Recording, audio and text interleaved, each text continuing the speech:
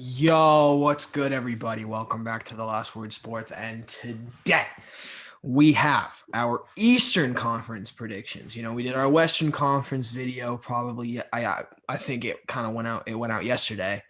It's been doing decent. So we're excited to share our Eastern Conference predictions with you. This one might be a little bit more straightforward just because, there's not as much talent out in the East. However, there are a few question marks we still have to answer, and we're looking forward to giving our 15 through 1 predictions. Now, Nick, as you can see, is not here with us today. He's probably in the car right now going to his grandparents' house. So he is taking the liberty of sending over his list, and we will be presenting his list to you. Now, the number 15 spot. Here, I'll go to Nick's list first. So Nick's list, his number 15 is the New York Knicks. It's the New York Knicks he thinks is going to be the worst. Nick would have more respect for a team that was named after him. Yes. But I have I have the Chicago Bulls at 15 and the Knicks at 14. You had the Chicago Bulls at 15. Both teams are not good. 15 seems a bit low. It seems a bit low for how much talent the Bulls have. Yeah, like you look at it, you got Lauri Markkanen, Zach LaVine. Like they can pull out some wins. I like Zach LaVine. He's nice. He's got great statistics. Kobe White's got nothing but upside. I mean, I know he shot 1 for 10 last night, but I think Kobe White's good too with upside as well. But I don't think Chicago sniffs the playoffs this year. Oh, believe me, I don't think they do either. Yeah, I don't think they underperform the Knicks. They just ain't the worst team in the league. So Nick just wanted me to touch on the underrated young talent that the Knicks have. They obviously have RJ Barrett, picked up Obi Toppin, quote unquote steal the draft, even though he didn't have a great debut. But they got him at a relatively good pick at the number 8 pick when he was a projected top 5 guy. They have the second king of the spin move, Julius Randle. Scott loves Julius Randle. He better be gone soon. So basically, I think Nick just wanted to say, this team has a pretty good future so far, but they don't have anything in the short term. I think for the Knicks, Chuck, the lineup we should run all year, and it's frustrating because this isn't going to happen, is we should start quickly Barrett, Kevin Knox, Obi Toppin, and Mitchell Robinson, right? Those are our 5 young guys. That's Mitchell Robinson hardly played in the first game. Well, he got into a bunch of foul trouble is the problem. He started. Okay. Yeah. But quickly it got injured. He had a little hip pointer, but it shouldn't keep him out long. The thing is, we're not a good team. We're not going to win very many games. Play the young guys. Forget about Julius Randle. Forget about Nerlens Noel. Okay? Nerlens Noel's in New York now? Yeah. Play the young guys. We'll get a high pick, maybe a Cade Cunningham, who didn't look too impressive when Chuck and I saw him play. He was that was who were they playing? They played TCU. Northwestern or TCU. Yeah, they were playing TCU, and Cade Cunningham was 3 of 20 or something. It was bad. But the point is, just play the young guys. Don't screw around with Julius Randle. Get him out of there. And I think we can establish a young culture, develop them. Quickly can be a good shooter coming off the bench, maybe a guard. He fits more naturally as a 2 guard than a point guard. And RJ can kind of play the 3, but he's more of a 2. But if RJ Barrett, I know it's a lot to ask. He looked great in his first game. But if he can be a guy who shoots 45% from the field and just gets to 18, 5, and 5 in his second year, bro, I'm happy with the season, man. That's all I need. Is RJ to improve? Okay, so at my number 15, I actually have Detroit. Ooh. I think Detroit Pistons are going to be the worst team in the league. They suck. Yeah. They went out, they made a ton of free agent acquisitions this offseason, so they kind of have a really new look roster. And it kind of works on a few levels because, none of these guys have really played together before. It always takes kind of a year just to feel your new teammates out, especially because they kind of rushed into the season this year because the bubble was so short and not a lot of guys had enough time for a decent camp and a decent preseason. But along that, none of the free agent acquisitions that they made, Nick would like to protest and say Jeremy Grant. No, none of that is going to help propel you anywhere to a playoff spot. Well, we don't know how Blake Griffin's even going to look. Former All-Star Blake Griffin, Chuck. Yeah, but he's been injury prone ever since ever since before he got to Detroit. He's been dealing with injuries every single season. I like their best player now is like DeLon Wright or something like it's like I cannot and will not put this team anywhere lower than 15 because they don't really have a future anywhere. You can't put them lower than 15, Chuck. That's the lowest they go. That does happen to be last place. Shut up. They lost to the Timberwolves. That's really all you need to know. They suck, Chuck. To me, I put Detroit 13, the Knicks 14, the Bulls 15. Those are the 3 worst teams in the East to me. If you reverse that order, the Bulls are the 4th worst team in the East, Scott. I have the Bulls at 12. Who's worse than who else is worse? The Cavs. The Cavs. Nah, bro, the Cavs are trending up. No, the Cavs are garbage. They're my Cavs are horrible, dude. The Cavs are dog. The Cavs are horrible. Dude, Nick even said himself, like Andre Drummond shot like 6 of 20 yesterday. And they still won, bro. He's a center. That should not happen. Colin Sexton is not going to go off every night. Yeah, no. Okay, but if Sexton averages 24, bro, and Darius Garland gets up to like 18, and they got Isaac Okoro, who's a great perimeter defender. Fair. Like, I think they've got some nice potential. Do you really think Colin Sexton and Darius That's Garland fair, but I think the Bulls have more surefire potential than the Cavs. They are not going to be – this team cannot ride or die with Colin Sexton every night. That's not going to work out. That's why you say that, like, he averaged a very quiet, like, 21-4 last year, bro. Yeah, and he's only getting better. They suck. They suck. But they brought in perimeter D. Garland's getting better. Sexton's getting better. I put them as like the 11th seed, man. I don't think they're gonna make the playoffs, but like I really think they're trending in the right direction. Put them high, man. Sexton's a dog, bro. That's all backwards as all hell. Who was your 15? Cavs. Mine was Chicago. You had Cavs at 15.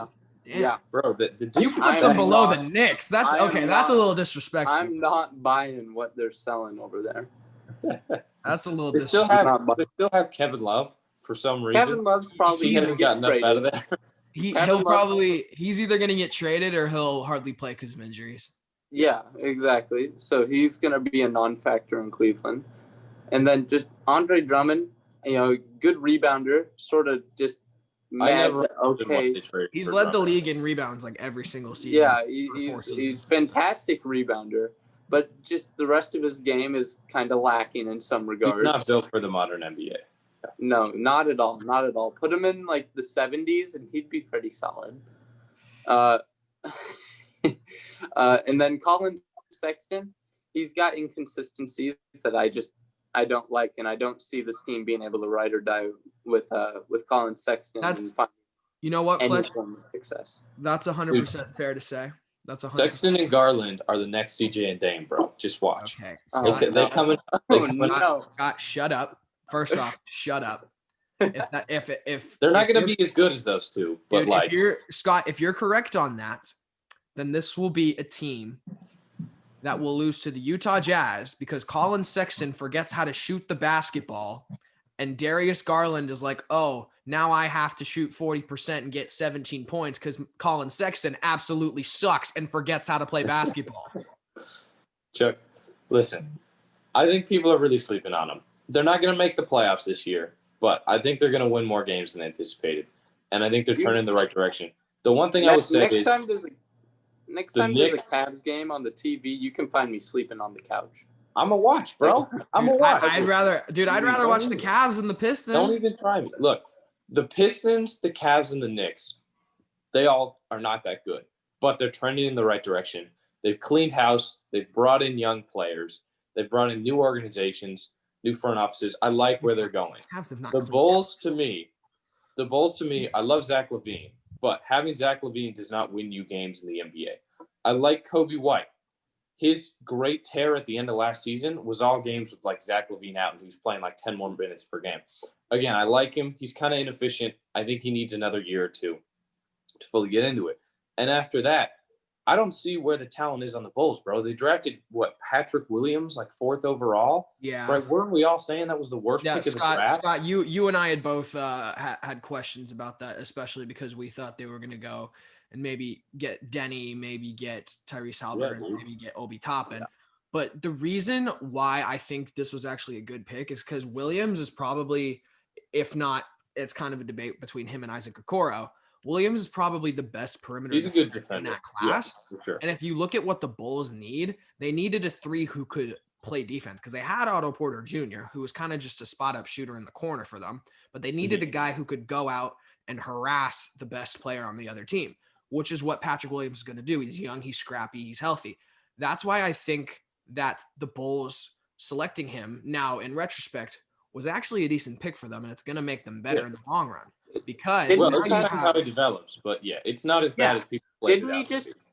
Didn't he just go out and score like 16 with solid efficiency? I think he had a solid debut. I didn't check his debut, but his debut went well as far as I mean, Laurie played well yesterday. Like it's good to see Laurie play well, just because he's been a little bit of an inconsistency ever since his first year. You still have Wendell Carter in there, man. What? A little bit of an inconsistency, Chuck. That guy is the definition of inconsistency, bro. Shoots like 32%. His first year, his rookie year was really, really good, and then after that, it didn't look so good. But I mean, you have a nice core in Chicago, and that's why I put him over all the other ones, just because like I feel like that core is going to propel them to a better seed. Look, Zach LaVine's going to will you. Any of these teams I could see between like 11 and 15, all of them, and I wouldn't really be like, I could be like, okay, that's not out of range. Mm-hmm. But I don't think any of these teams sniff the playoffs. Oh, none of them have a hope of making the playoffs. But, just the point is, I think Zach LaVine and Markkanen can will you to more games won than, say, a Sexton and a Garland. Mm-hmm. So I just feel Sexton's a dog, bro. You sleep him. So Nick he's very inefficient. Nick actually had the Cavs at his 11. Yeah, thanks, Nick. He had Bulls. Nick, may I first just say that Nick is a very smart analyst, and that we should weigh his opinion at a higher value than our opinions. So Nick at 14 had the Pistons, which solid pick. 13 the Bulls. And then he had 12, which is my 11. His 12 was the Charlotte Hornets. My 12 was the Hornets too. Yeah. My 13 is the Hornets.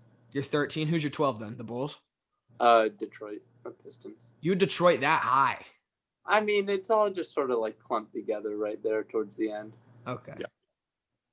Okay. Yeah. So I think if Blake Griffin stays healthy, he's good enough to where he can win more games than the Knicks and Hornets. Okay. So Nick just touched on the Hornets. He said they had a decent core in Hayward, Scary Terry, and Devontae Graham. And he said that there's kind of nothing but upside for this squad just because they have a lot of young guys, and especially with them taking LaMelo Ball, who is kind of like the biggest, I don't want to say risk versus reward of the draft, because there were a bunch of guys who were like riskier picks, but LaMelo is kind of like, he's kind of like Lonzo. It's like he could be an all-star caliber player someday, or he could be sort of boomer like bust. It's sort of boomer bust. He'll either be a solid role player, or he could end up being like an all-star, maybe even a superstar. Mm-hmm. I don't see him ending up being a terrible player in the league. I don't think there's a world where he's going to be an absolute bust in like a scam. Mm-hmm. But I think he's either role player or all-star potential. And there's probably no in between. Mm-hmm. Yeah, I mean, like Nick kind of said, they do have a nice young core. I think another guy to bring up is PJ Washington, who had a pretty solid he had a great rookie season. He's got some potential. He made the all-rookie second team, right? I think so. I'm not really sure, but yeah, he made one of those teams at least. The thing I'm concerned about with LaMelo is their backcourt is just loaded now. Like Scary Terry and Devontae Graham are starting over him at the moment. Scary Terry dropped 42 points in his debut on my fantasy team, so I'm happy for that. But he's kind of preventing LaMelo from getting his minutes, Mm-hmm. Like LaMelo came off the bench, had like 0 points, and his lack of scoring so far in both the preseason and his first game he had 3 steals. Has been concerning. And on top of that, he has no clue how to play defense, just no drive to play defense at all. So I'm not sure if Charlotte is the best place for him to develop with, 2 young guards who Charlotte's kind of already committed to ahead of him in Devontae Graham and Terry Rozier. Mm-hmm. Yeah, I think Rozier's just going to end up being sort of a placeholder. Well, that is if he doesn't just go off like he did in his opening game. He's not going to average, but 40. yeah, but if he averages 21, do they stick with him? Yeah, and that's a good question. But I view Rozier. I think he's going to average like a little bit under 20, and I think they're going to try to have him be a little bit more of a mentor for Melo. For sure. And just try to show him the ropes and eventually move on from him, maybe trade and get some good return for Rozier down the line as they continue their especially rebuilding. playing like this, man. Like shit. Yeah, exactly. They could his trade stock is rising right now. So if they the Clippers are reportedly interested in getting Rozier. I think that's a good move for them. There you go. And they could Michael Jordan, according to the reports, has no interest to move Rozier at all. He loves the guy. Well, all right. Of course. Because Rozier's got that mentality. He's a Rozier. He's got that mentality. He's got the GOAT mentality. For sure. So yeah, I think they're in a solid situation. I think the only way to go for the Hornets is up. I just don't think this is their year to start winning. I agree. So do we all have the same 15 through 11 then? Is what it looks like? Yeah. Just different orders. Just different orders. Okay. So perfect. And so once we get to 10, these are kind of the teams where I wouldn't be surprised if they make the playoffs, Yeah. Yeah. Okay. Same so at mine and Nick's number 10, we both have the Orlando Magic. Me too. Yeah. Boom. Let's go, boys. I think that's the first unanimous agreement in Last Word history. There we go. Well, we can all agree that Matisse Thybulle's a bust, right? Yeah, Matisse Thybulle sucks. I mean, I would say yes, but I'm also representing one of our other co-hosts right now. So who this is targeted at. Just say yes for us. So I'll say yes for the three of us. The three of us all agree Matisse Thybulle's a bust. Okay. Yeah. But anyway, the Orlando Magic. So Nick said they're a good team, but not good enough. Hold on, Chuck. He said they're a good team? Yeah. Scott, they've made the playoffs for the past 3 years. No, I needed a second to fully understand and take in that in-depth analysis. I'm reading what Nick wrote. Okay, can you just let me interpret it, please? I'm sorry, Chuck. My bad. Can you just let me talk?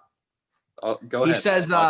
He says the Jonathan Isaac injury is really going to hinder them towards their playoff spot, as well as the growing talents going in the East. So he can only put them at 10. So honestly, I would agree with most of that. Yeah. The Magic didn't really go out and make any moves this offseason. They kind of just they got rid of DJ Augustine, and I don't really know who their point guard is anymore. They just kind of a boring offseason. Oh wait, Markelle Fultz. Yeah, they re-signed Markelle Fultz for. I thought Fultz looked solid for him last year. I thought he was a little overpaid, but I could be wrong. I think he's overpaid. He's kind of still unproven, but Yeah. I agree. Fournier and Vucevic are two guys who are kind of in their primes right now, who are averaging, 18, 20, solid enough players for them to make the playoffs in the East. But they've also got a bunch of young pieces who either aren't there yet or, like Jonathan Isaac, are hurt. And so I think they've got kind of a bright future. But at the moment, they're kind of in that limbo where they're not really good enough to do anything, in the playoffs, but they probably could make it. They're in that rough spot where they're not good enough to be a threat in the playoffs, but they're also not bad enough to they're going to be a back end lottery team. Exactly. Team. So they're in that limbo that teams like once again, shout out to Amine. That go check out the music channel. They're in that window that teams like the Grizzlies in the West have been in forever, where they're just like they're obviously good enough to be playoff contention, but they're never bad enough to have a good chance at say the number 1 pick or anything like that. For sure. You get stuck. Okay, so number 9, Nick and I agree again. Yeah. The number 9 spot, the Indiana Pacers. Oh, really? Okay. Yeah. I had the Atlanta Hawks. You were the Atlanta Hawks? but it was close between these two teams. The Pacers just barely made it in. I had actually, yeah, I'm gonna change it. I'm gonna have the Pacers at my 9 as well. Okay. So Nick, Why don't you just conform to what everybody else wants, Fletch? Okay, Listen. next time Nick. you speak, I will. Scott, don't feel bad. I had the Hawks barely slipping in at my 8 seed. So yeah, I could see the Hawks making it. They've added a ton of talent, right? They brought in Gallo. They got John Collins healthy back. which was my. I'm probably gonna butcher this, but Onyeka Okongwu. Onyeka Okongo. Yeah. I think he's a nice fit with them. Something like that. I don't know. And they've Still got got Dwayne Dedmon there. and Bogdanovich too. A fearless shooter up the bench. Bogdanovich, right from Milwaukee. Yeah. And I think Rondo too, right? Didn't they get Rondo too. So Yeah. they got a bunch of pieces. And Trae Young is a guy who's They going to still go out got there. Cam Reddish, still got 10. Kevin Huerter. They have DeAndre Hunter too. I think DeAndre Hunter is a really underrated rookie, but they've got a ton of pieces. The problem for me is Trae Young last year put up 30 and 10, and they were horrible. They were just atrocious. They didn't win any games. They couldn't even get to the bubble in the Eastern Conference. Like, that is really, really bad. So, my question is, how much does a healthy John Collins, Danilo Gallinari, all these offseason additions of guys who are good, not quite all-star level or anything. And I think that pushes them into playoff contention, but I think they're still kind of a year off. Let Cam Reddish, DeAndre Hunter, let these guys kind of come into their own. They've got a nice mix of veterans and young players, but I think when you look at the 8 teams ahead of them, I think the top 6 in the East are pretty established. Then there's a 4 teams right here between Indiana, Washington, Atlanta, and Orlando, where it's like, any of them could kind of make the playoffs or miss it closely. So. Agreed. I would agree with that. Yeah, Nick said Nick just talked about he loves the Pacers, he loves their lineup, but he doesn't think it's their year just because of the Wizards and Hawks acquisitions in the offseason. Yeah. Yeah, I just feel like the Hawks acquisitions, while they aren't like groundbreaking, they're good enough to make them a solid enough team and I have think they'll make a playoff. solid enough pieces to where I think that they'll just barely sneak into the playoffs now. Mm-hmm. I think they'll have in Indiana. Yeah, unfortunately, because I just like their team a little bit better, and Trae Young's a dog, so yeah. I mean, I want the Pacers to make the playoffs, but I don't think they will. Yeah, just because they'll be close. Yeah, they'll be like half a game off. No, I think half. That doesn't work. A full game off. Full game off. A full game. I mean, I think it depends how much we get from Oladipo. Like, if he gets back to what he was like 2 years ago before that injury, man, and you got him, and you got all-star Doma, and you got Brogdon running the point, TJ Warren, Miles Turner, who can shoot and rim defend. I think they got a solid enough starting 5 to make the playoffs. I put them at they played well in the playoffs last year. Yeah, they got swept by Miami, but every game was every game was close. Yeah. Mm-hmm. And Miami was the hottest team in the bubble, but they ran into LeBron. So then they ran into that brick wall. Plus, Goran Dragic and Bam got hurt in the first 2. True. They're probably either way, fully healthy. I don't think Miami would. Scott, was your 8 seed the Pacers as well? My 8 seed is Washington, and my 7 was Indiana. Okay. Again, Russ fully healthy. I don't think you're ever going to miss the playoffs with Russ, but I just don't know how well. He looked pretty good with Beal in the first game. I don't know how well they're going to mesh because Russ was his classic 9 of 22 shooting, but he had a bunch of rebounds and assists that I didn't watch the game, but they were probably kind of, fake. If you've seen Russ, you know what I mean. Yeah. And I think his intensity, his drive is great. I love Russ as a guy. I love him, the energy he brings on the court. I think he's good enough to will him into the playoffs with another all-star caliber player like Bradley Beal. And, I think Denny was a great pick. They've got some nice young guys. Davis Bertans can shoot the heck out of the ball. Heck yeah, you can. 4 threes. Let's go, Davis. Yeah. Go. I just don't think they're in any contending position because Russ ultimately he's not good enough to be his usage rate is so high where for him to put up the stats that make him so valuable, he has to be the best player on your team. Mhm. And he's nowhere near good enough to be the best player on a team that contends for a championship. No disrespect to Russ, but we've kind of seen that so far. So I think he's going to go nuts, average maybe 28, 10 and 10, just have a crazy season. But I don't see Washington going much further than the first round. That's fair. So I agree. I have him at my 7 seed. I had him at my 7 as well. Nick had Washington at 8 and the Hawks at 7. Yeah. Yeah, he exactly said that the Wizards. He said Thomas Bryant and Bertans both kind of fit Russell's style of play alongside Beal, who they almost made the playoffs last year. Acquisition of Denny. You got some more big guys. You got Robin Lopez, who's a nice veteran in there. I think what's his name? Hachimura is out though. Didn't he get like an eye injury or something? I don't know. Is he? I'll check that. Right? Yeah, fact check that real quick. But he says he's said, out for 3 weeks, but that's not too bad. Okay, that's not bad.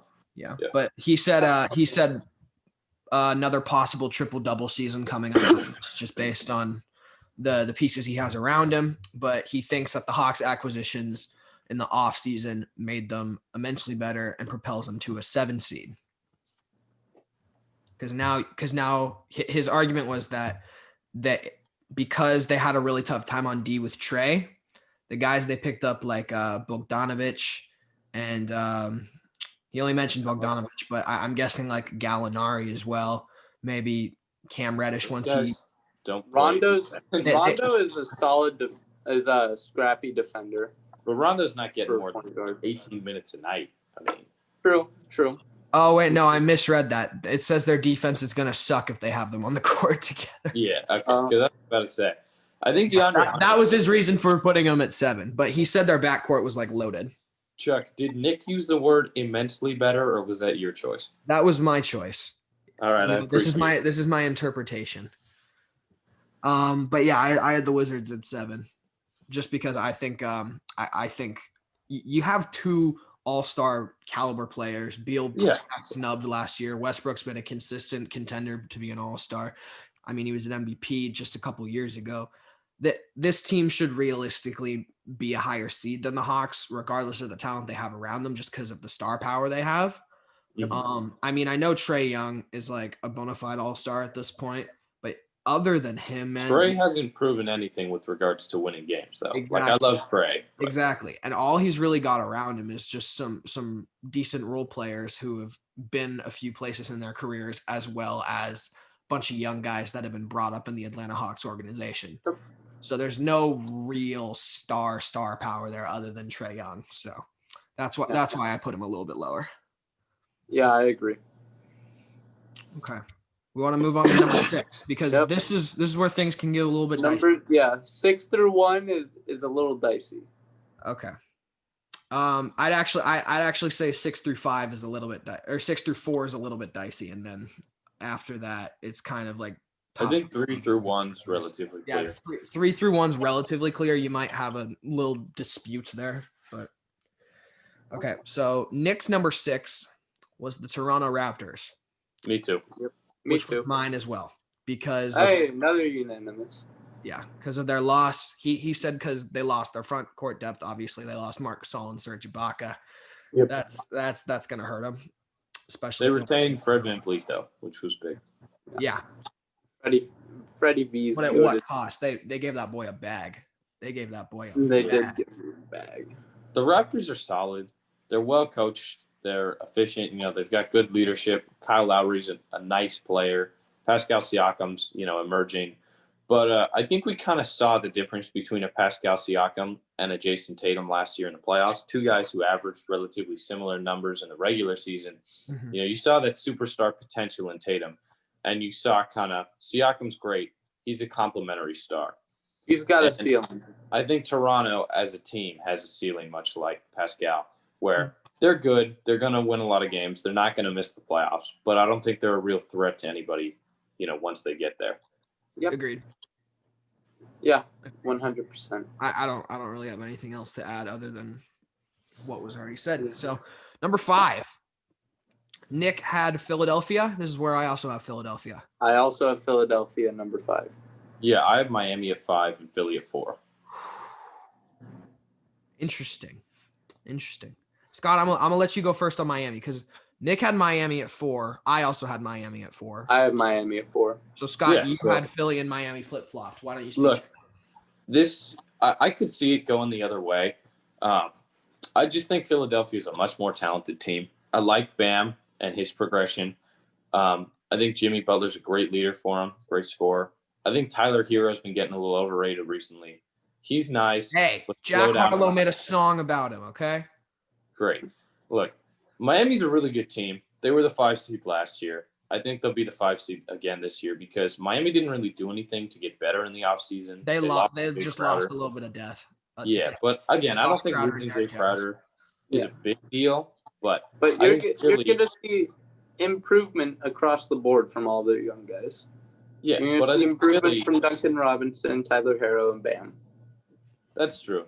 But I think Philly went out there and actively got better by adding guys like Seth Curry. They got some depth in Dwight Howard.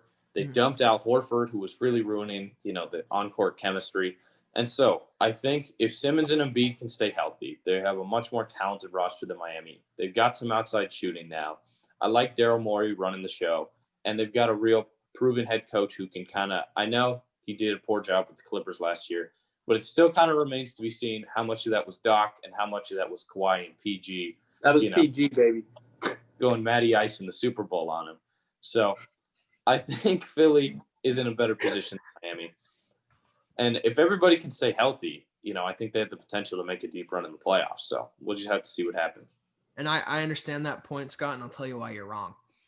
So the Philadelphia 76ers have kind of had a cap. They've been a solid win for the playoffs kind of every single season. Joel Embiid and Ben Simmons have played together. And every single season, it's like a first or second round exit. Well, I mean, Chuck, the one time they were actually both healthy, they pushed the finals winner, the team that actually won the championship, to 7 games and a buzzer beater on the last shot. 7 games. So, I don't think you can say the same for teams like Milwaukee or Boston or Brooklyn, who has just as much talent. I put Brooklyn higher, and I think they're a better team, but, they're not proven yet. Well, they haven't. Yeah. But, getting Kevin Durant helps. Absolutely. Yeah. I think Milwaukee will, I think Brooklyn will win the East if they can stay healthy. Yeah, I as well. But anyways, basically, Nick just talked about, they picked up a lot of shooters, and if Harden comes, because we don't know the James Harden situation, if Harden comes, that'd be huge for them. I also agree if James Harden was to somehow find himself in Philadelphia in the coming weeks or month, then the Sixers would be a 4 seed. I don't think they would be a 5 seed. I think they would beat out the Heat. However, I think if they got Harden, I think they could make a run at the they top could be a 3 or a 2 seed if they get Harden. I still think the Celtics. You get rid of the spacing problems with Simmons, bro, and you've got a top 5 player in the league paired with Joel Embiid. And I feel like those spacing problems is kind of going to catch up to them at some point because it's kind of been we've kind of seen it too much in the past where Ben Simmons and Joel Embiid just kind of look like they don't fit well together. Yeah. Like I don't think they have any off-court problems, No, not at all. But on the court, yeah. It's just on the court. And that's also kind of where the James Harden thing is going to take into account because there might be some off-court problems. Because whenever your name's getting mentioned in trade rumors, man, like especially if you're a star like Ben Simmons, it can kind of throw you through loops. I mean, we've seen that happen in the past where you try and do too much to kind of just prove yourself, and it doesn't go well for you and your team. So with that anticipation, that's kind of why I have them below Miami. And I can't speak to Nick, but Nick, as we know, is really high on the Miami Heat from last season. And he will tell you that Andre Iguodala is the sole purpose for them making the NBA Finals. We're not going to talk about that. Oh, boy. Iguodala. But, yeah. Universe on the line. Martian, the death beam pointed at the earth. Give me the Miami Heat and Iguodala over the Lakers. If they didn't lose Bam and Dragic, They win the chip in 5. I'm just saying. 5. They win in 5. Okay. So now I think we move into our top 3. Yeah. I think we're all gonna have the same number 3. Yeah, It's I think that'll be pretty. It's the Boston Celtics. Boston Celtics should be pretty consensus number 3. They've Nick actually said my argument as well. They've been getting better every single year they've played together. Yeah, they have. You know, this core of like Jaylen Brown, Jason Tatum, Marcus Smart, it kind of seemed a little bit weird at first. It works, man. Especially because they all kind of relatively do the same thing. I know they're better in some aspects than others, but they all kind of like relatively play a similar way. But they've the truth kind of is, man, all of them score and play defense. All of them score and play defense. That's the most important thing, man. And That's then not a bad thing to have commonalities in. And you have Kemba Walker now. I know he's out for a little bit, but he's a top tier point guard, probably a top 10 point guard in the league. You add Jeff Teague for more depth. Jeff Teague actually went off the other night and picked him up for my fantasy roster, dropped Elfrid Payton because Elfrid Payton's literal garbage. Chuck, why you drafted Payton in the first place, dog? Dude, he was the last pick in the draft. Fair enough, bro. Alex Burks with the last pick. How's he balling? Well, Scott, you had the pick before me. I would have taken Burks. You were gonna take Burks? Okay. I would have, but I got stuck with Elfrid Payton. Chuck, I think an underrated signing for Boston was picking up Tristan Thompson. Definitely. He actually gives them kind of like a real, big man. He's not a great player, but he can kind of, be a serviceable big man for them. They had to play Tice, however you want to pronounce it. I'm not really sure. Yeah. The big guy from throughout the class last year. But he's like 6'8". Only like 6'8". He's kind of undersized. And if they want to, bang with the Joel Embiids of the world, it's better to have a guy like a Tristan Thompson who's a bit bigger. But yeah, just a more physical presence than Enes Kanter, who they got. Yeah, no, definitely. Tristan, he'll provide better rebounding, better defense. Just a bigger body. So I don't know about post scoring because Ines, considering his size, they don't need it. But they don't need it, yeah, because we know they've got Brown, they've got Tatum, and Kemba will come back and he'll provide scoring too. And then Marcus Smart is not a bad option at all. And like we've already established, Jeff Teague, when he's on. And so I think the Celtics they're a really good team. They're well built. They've got a bunch of players they're well coached. They've got a bunch of players who bought in, and they're dangerous. They can be contenders. The only concern I have with Boston, Fletch, is how Kemba will look coming back from that stem cell knee injection. He was kind of fighting through knee problems all of last year, and it hampered him a little bit, especially come playoff time. If Kemba can come back fully healthy, I think they can win the East. They've got the potential to. I'd still probably pick Brooklyn over them, but Kemba's kind of the X factor for this team. Yeah. Mm-hmm.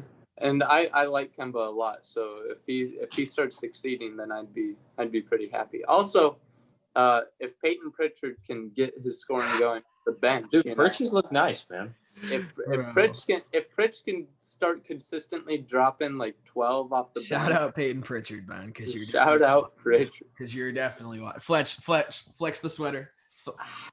Yes, sir. Oh, it's Duckies, baby. That's tough.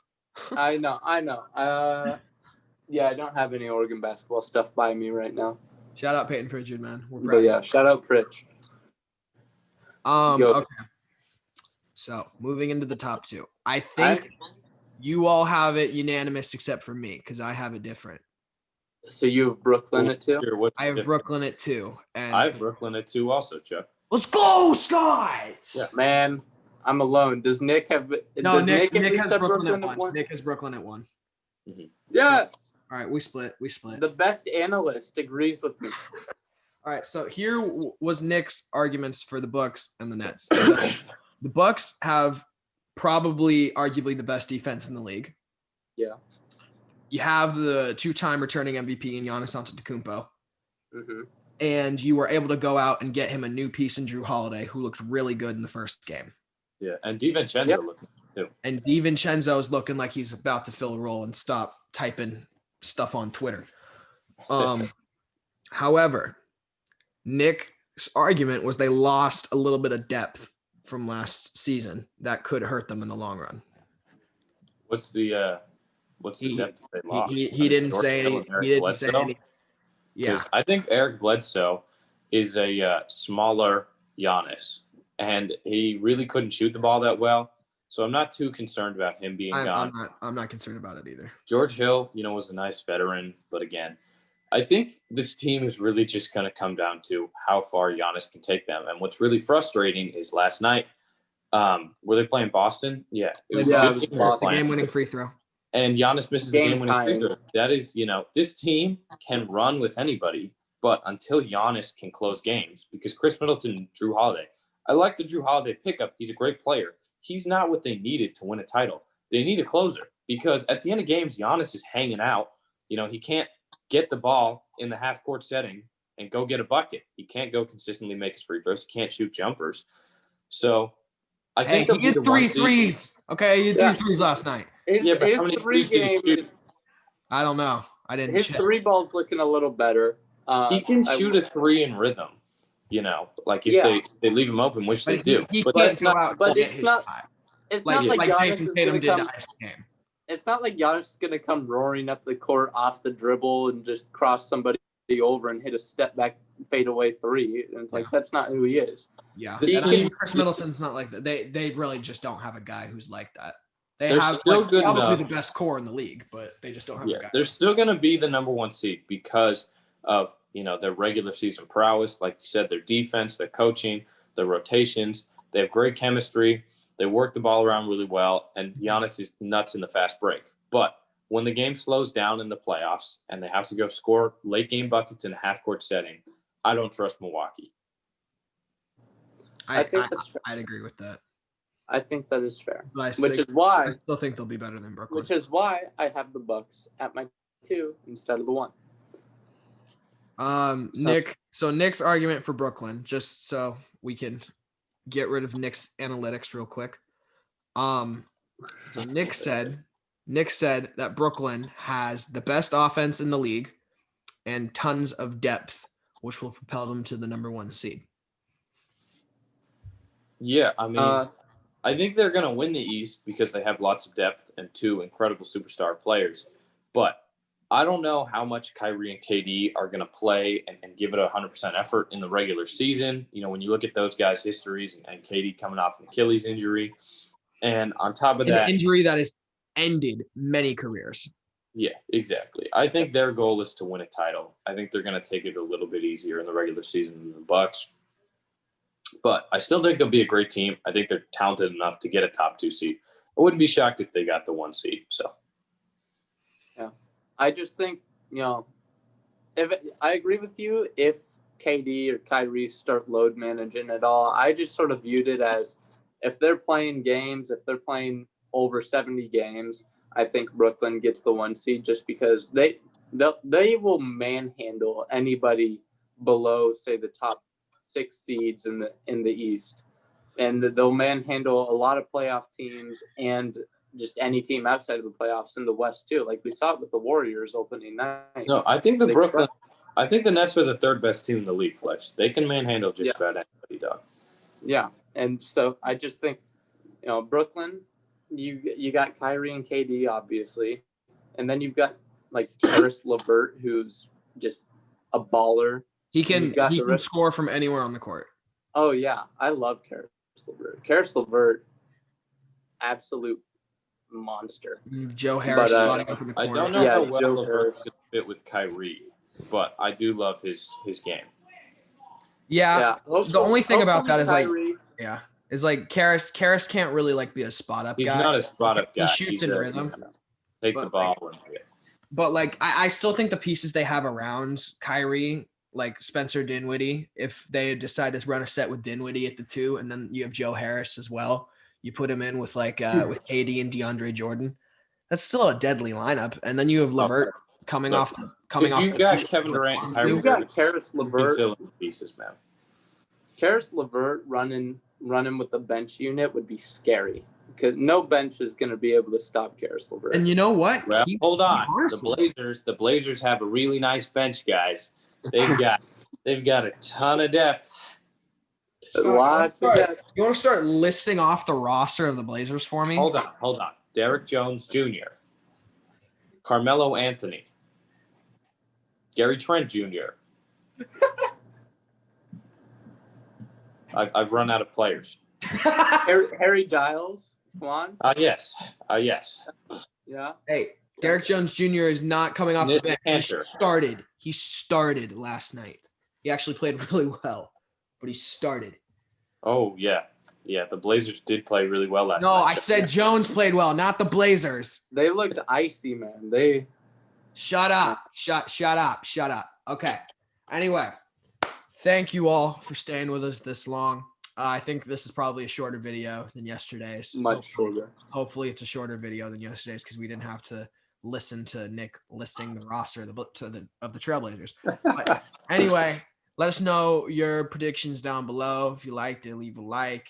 Thank y'all for watching. This has been The Last Word.